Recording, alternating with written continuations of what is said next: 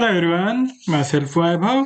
I'm your host for the Daily Stock, and in today's session we are going to look at one of the largest company by market capitalization, the iPhone maker Apple Inc. We will be considering its recently released financial statements to see how it has performed in the past quarter, to see if there are opportunities for us to trade and invest in the coming days, coming weeks, and coming quarters. We will be going through its financial earnings to determine the way it has conducted its business in the recent past, what has happened on the revenue front, the net profit, and all related metrics will be considered. Afterwards, we will be moving to the technical side of the story where we will look at its recent stock market performance, how the share price has been moving, whether it has been bullish, bearish, or in between in the recent days to figure out the possibilities on newer technical charting tools. First, we head to the earnings report. This is a publicly available document. You can access it on the investors relation page of the Apple. The earnings were released on the 1st of February. And if we see the fine print, you will see that there has been growth in the revenue as well as in the net profit for last quarter, that is the quarter ended December 30th, 2023, where the revenues were up 2% to US dollar 119.6 billion. And if we look at the EPS, it was also up 16% to now stand at US dollar 2.18. And not only that, its net profit has also risen, with it being able to declare handsome dividends and also earmark the money for cash buyback. As Apple has been minting money, it has been generous to its shareholders as well by indulging in the common stock buyback along with the dividends payment. Now we dwell deeper into the statement of operations. Here you can see that the revenues from the services segment is now at all-time high of US dollar 23 billion, up significantly from the prior reading of 20.7 billion US dollars a year back, and this has totaled the revenue to now just little shy of $120 billion mark, which is up 2 percentage point. The cost of sales is on the decline. There was a slight improvement in the operating margin. As a result of that, the operating margin is looking better and the company is able to save that much more money for the net income to be available to its investors. The company has been able to improve on its business operations. It has made its operations more efficient and cut cost wherever possible. So now we have this more than 10 percentage point growth in the net income, which now stands at US dollar almost 34 billion, up from the US dollar 30 billion a year back. There is a new record EPS for the shareholders. If we look at the segments, there has been decline in the Greater China region, but apart from that, there has been growth across the geographies for the Apple, with Americas, Europe, Japan, rest of Asia Pacific all contributing in the positive territory.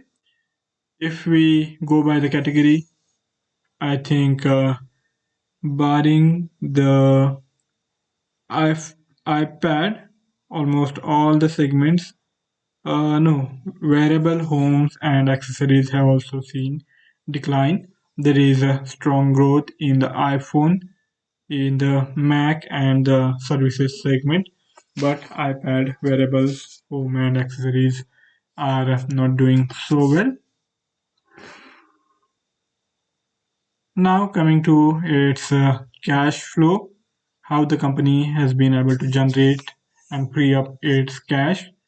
If we consider the cash provided by the operating activities, it has risen significantly to just little shy of $40 billion mark, and of that, the money used in the financing activity is 30.5 billion US dollar, and investing activity has also generated net cash for the Apple that has resulted in the increase in cash and cash equivalents by US dollar 11.2 billion to take the cash pile to US dollar 42 billion for the company, which is almost double, not precisely double, but close to the double mark of what it had a year back, where its cash and cash equivalents stood at US dollar 22 billion.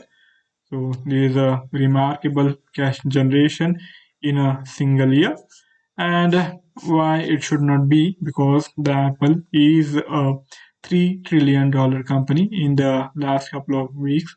Of course, it has been fluctuating on the downside, but given the size of this company, which is now the world second largest company by market capitalization, we expect this kind of cash pile so that the company is able to invest and take opportunities whenever those opportunities arise.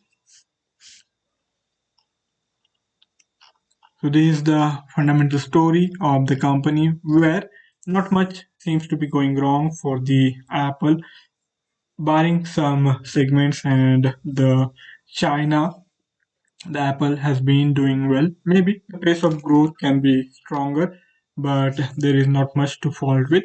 And I think this is because the Apple has reached humongous proportions. It is now also having almost 2.2 billion devices worldwide. So there is a saturation of the Apple devices. So on these strong base, achieving any growth and the growth in double digit figures is always going to be difficult, so we also have to take that into account, but still the company is expected to continue to do well and grow its sales and services in coming quarters. Maybe the pace of growth might be on the slacker side, might be a bit slow, but growth is what we are likely to see in the coming quarters of this year as well. Now, if we look at the price performance of the Apple, you can see that in the long term, the company has been continuously making higher highs and higher lows, and it is not really far off from its all time high, which was touched in the last week of December. From there onwards, it has seen some retracement and consolidation with this price band of 180 on the lower side and 200 acting as its recent price range for last couple of weeks. But I feel now, looking at its sort of double top kind of formation, we have to now be cautious, take a cautious approach here. Maybe we will see some more retracement, with its share price likely to dip towards 170 or thereabout price level in the coming weeks. That seems like a strong possibility, not because the company is doing something wrong or some terrible things are happening. The company is doing well. The company's fundamentals are sound, but that is not the only thing which determines the share price movement. And even on these elevated levels, I think many of the positives have already been factored in, and now we have to look at the possibility of sluggish growth, and also the economy is likely to move into a slower lane. So, keeping all these factors in mind, we do have to brace ourselves for some sideways movement, and in that, some further move on the downside can't really be ruled out. So, our immediate target seems to be close to the prior swing low, which is there around 170. Now, for that, we also need to make sure that if we are expecting that sort of decline, we also have to look for the trading opportunities. And in the long term, there was not much of a trading opportunity at the moment, purely from the risk reward ratio, because I think for long term investors and traders, the Apple is sort of in a no trading zone with the criterion of risk reward ratio ruling out any significant upside for any kind of trade which we might take, because we don't really have a broad range, and the scope for the upside as well as for the downside is limited. So I'm not really confident of advising any sort of trade in the long term. But if you are considering the chart movement on the medium term, like the daily candlestick, there may be, given its recent price formation of lower lows and lower highs, if we see consolidation and stagnation closer to this 119 mark, you can take some chances of it declining below 180, and the risk reward ratio is also going to be not that bad, though it's not a trade of a sure short kind. The possibility is sort of 60-40, not very strong, but from risk reward ratio, some risk can indeed be taken. So it's that sort of a trade where you can take your chances and see if it can work out, or you can simply sit on the sidelines. So that opportunity is also there for you to consider. Moving to the lower time frame, I feel now that the consolidation is now also showing the signs of shifting on the lower side. We will have to pay a keen attention to how things evolve in today's session and tomorrow's session. If it doesn't really rise past 190 in coming 2 3 days, 2 3 sessions, then I feel we can indeed take our chances with the Apple possibly declining towards 180 and eventually even beyond that. So the price zone of around 190 can be targeted for the trading opportunity. Even in today's session, it is trading with the bearish bias, and I feel we can indeed go for the newer trading opportunity. So pay attention to the price moves over next two trading sessions, and if it continues to hold below 190 mark, we can indeed take our chances, and it will be better for us to get the entry for the short sale as close as possible to the 190, as that will provide us quite a remarkable risk reward ratio, as our stop loss is not going to be far off. Maybe a stop loss of 1.5 percentage point will do the job, while expecting the gains of around 3 or even more percentage point on the lower side. So from the risk reward ratio also, this trade is going to be on the favorable side, which was not really the case if we consider the formation on the long term as well as medium term. And the only thing we need is further consolidation for a day or two, and then we will be in a position to make our mind. So that's my assessment looking at the price formation of the Apple on this lower time frame of the hourly candlestick formation, and we can indeed go for the trade with these risk reward ratio in mind. The possibility of loss is always there in every trade.